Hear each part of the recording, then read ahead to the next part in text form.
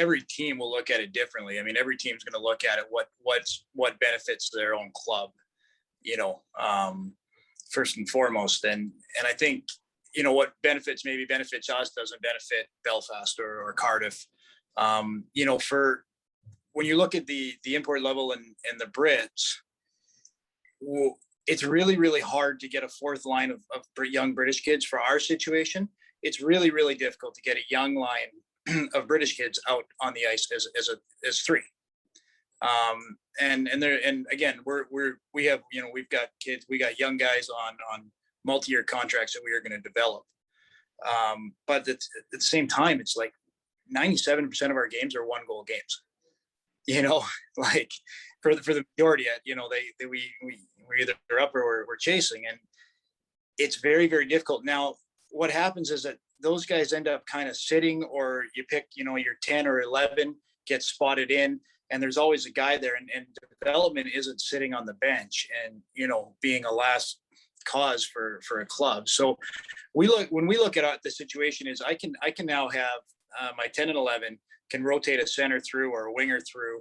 I can put some stability between them and they can see good ice time. Now, when I go on the road and I were to go throw my third line out and all of a sudden their first line comes over the boards because I got last change, there, you know, it's really, really difficult. So what happens is coaches that's when you tend to see 3-line hockey, right? And what I'd rather have is I'd rather use and get good quality minutes for my 10 and 11 and put them around an import, whether an import's coming down, to create that fourth line. I also then get, you know, to maximize potentially, you know, my top guy. I can maybe put Adam Brady. I can double up Adam Brady, and I can double up Scott Simmons or Critchlow. And I think over the time, I think those kids get more ice time, you know, because you have more trust. You have more, the ability to put them out there is a lot easier with that. And again, I'm speaking from our situation where we have young kids, you know, so I'd rather have, and I'm more speaking forwards because we run our 60. I've never really ran 4D continuously. So, you know, whether I had a young Zach Sullivan in Glasgow, we predominantly run 60. So my defense always are getting good quality ice time. I'm speaking more on a fourth line of say British forwards. And I just feel like they get more out of it. There's more ice time. And then instead of a 12 just sitting on the bench all game, sometimes not even seeing a shift, he's playing in leads, getting good ice time and contributing and developing. You know, I don't think anybody develops sitting on the bench. But, you know, and then in practice, yeah, of course they practice as a line. We practice, they get to skate with us all the time. They practice with us, and they get double ice time when they go back to their other teams as well. In a Ben Solder, Jacob Ludowich situation that we have. You know, I'm much more happy watching Ludowich play 20, 25 minutes than I am trying to get him 20, 25 seconds and then spot him in, because it's just not healthy for anybody. So, you know, that's kind of the Manchester theme of it. Obviously, we got a lot of young kids on multi-year deals that, you know, we want these kids to grow, and naturally, as they grow, then you're going to, you know, yes, we would like to see the import levels maybe coming down as our kids are developing, but that's our model of how we see it. And from a coach's standpoint, everybody on that bench is going to see ice time, where you can't always say when you got a young kid sitting at the end of the bench, how are you going to get him? Are you going to spot him in, especially on the road? It's very, very difficult.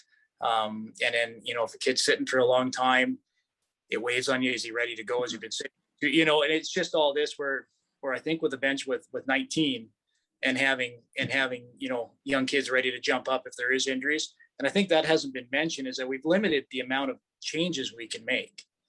And Manchester's as guilty as anybody of replacing import with import with import.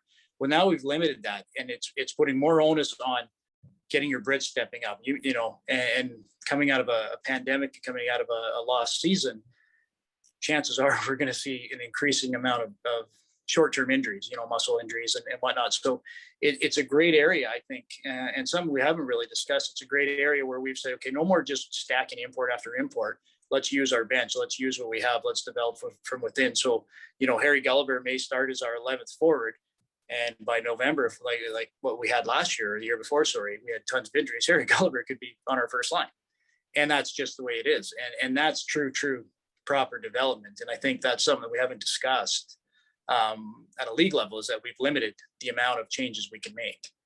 You got to be pretty selective on when you're going to make a move. Just making a move to make a move may cost you in the end if you use up all your cards. So you've got a couple of guys that you've signed now on multi-year deals from the Elite Series. Were you surprised at the quality of some of the players that you were able to have in the Elite Series, and how useful was it to watch them over 6 weeks rather than maybe just having seen a game tape of them? Yeah, absolutely. I mean, you get to know the person too, which is sometimes more important, and you get, a chance to hang out with Ben Solder and kind of get, you meet a lot of these kids, and you can kind of, have a conversation with a guy and kind of see where this kid's going and where his head's at. And he's on a two-way with Leeds. And I think we can give a lot more credit to that lower league. I think, and the Elite, the NIHL is a strong league. They've made huge strides. There's some great ownership. There's some great clubs, that hockey is getting a lot better. We're fast to talk about how great the Elite League is, but these kids are getting better. There are kids developing down there, and we have no bones about sending players to the Elite League to get good quality ice time. But again, it's no guarantee because there's good players down there. These kids got to break in and into that lineup too. So a young Ben Solder doesn't just walk into Leeds and expect to play 35, 40 minutes. And, he's going to have to earn his stripes as well down there. So I think the development is slowly getting to where we need to go. I can see from like a fan's point, when you're looking at the 14 and 5, it's really lumped up, but I think we really need to get into a situation where we've got a number of kids to pick from because they're just ready. They've done everything they can in the NIHL, and we need to be able to obviously create a pathway for them. And I'm a big believer that the pathway should be education. I think we need to create more of an education awareness for our young British kids, and it's and that's something that we're desperately trying. Obviously, the pandemic has put us maybe a year or two behind, but we strongly believe that these kids, like we do, are go to NCAA type schools, and again, I'm speaking from our model because our kids are young. They're not in their 30s. So that's just kind of, I guess, the long-winded version of where our head was at, in how we see the 19-man roster, and more importantly, how we see our British guys fitting into it. But completely I see all the comments online, and I get that, and I understand.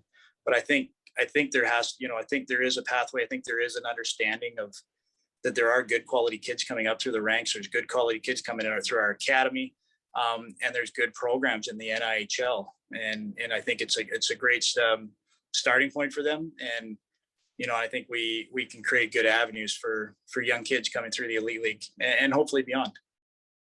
Great. And last thing, just with Leeds obviously having Dave Whistle there now as well, that must be really good to have someone that knows all about pro hockey in that league as well. Yeah, I think Whist, obviously we've talked quite a bit because we're looking to work together. I think Whist gets it, he understands it, and I think the biggest thing is that league is, the difficulty of it is it's a business. It's also a business. You have to forget it's a development league, but it's also a business for somebody.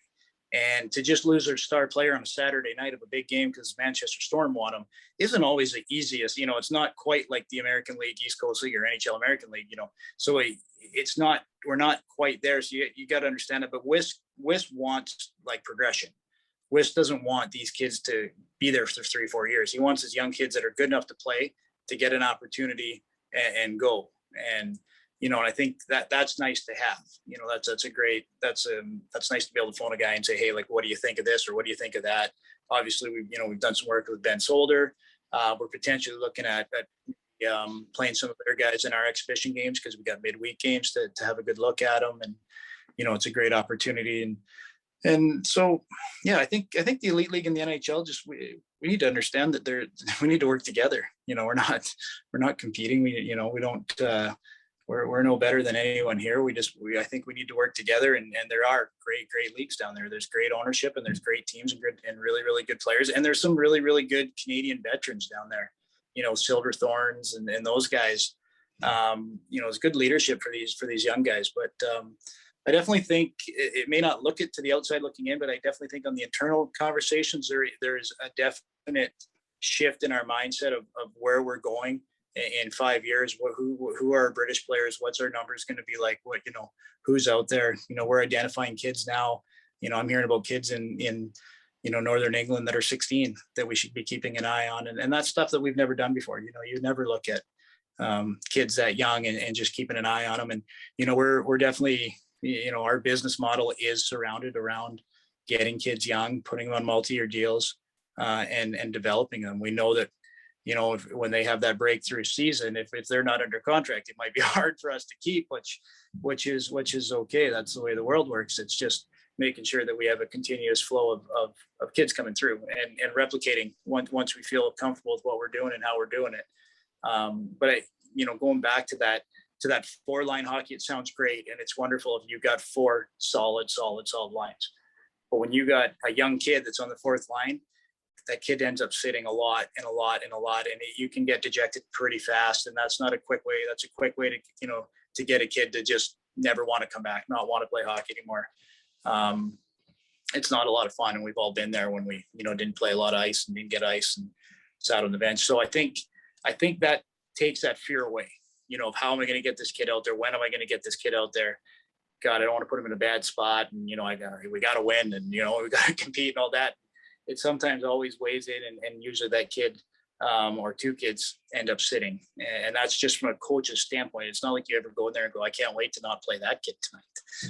That's not in any coach's mind, but as the game goes on, it does happen, and we want to get away from that, because I think I don't think it does anything for anyone, the player, the coach, the team.